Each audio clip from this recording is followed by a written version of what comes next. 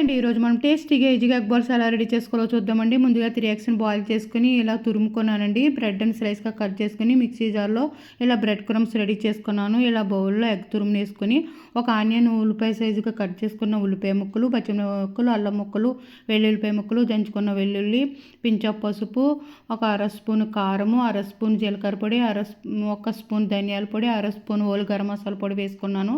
Cut చేసుకున్న కొత్తిమీర ముక్కలు కూడా వేసుకొని ఇలా బైండింగ్ కోసమని ఒక స్పూను కార్న్‌ఫ్లోర్, ఒక స్పూన్ క్రిస్పీగా రావడం కోసం నూరుపిండి కూడా వేసుకొని కలుపుకొని ఇలా బాల్స్ చేసుకొని పెట్టుకుందాము. ఒక ఎగ్‌ను బీట్ చేసుకొని ముందుగా బాలుని ఎగ్‌లో డిప్ చేసుకుని తర్వాత బ్రెడ్ క్రమ్స్‌లో ఇలా డిప్ చేసుకుని ఆయిల్‌లో మీడియం ఫ్లేమ్‌లో ఇలా ఎగ్ బాల్స్‌ను డీప్ ఫ్రై చేసుకుంటే గోల్డెన్ బ్రౌన్ కలర్ వచ్చే వరకు ఫ్రై చేసుకుంటే ఎంతో టేస్టీ మన ఎగ్ బాల్స్ రెడీ అండి. మీరు కూడా ఒకసారి ట్రై చేయండి. టేస్ట్ అయితే అద్దిరిపోయిందండి. సూపర్ ఉన్నాయి.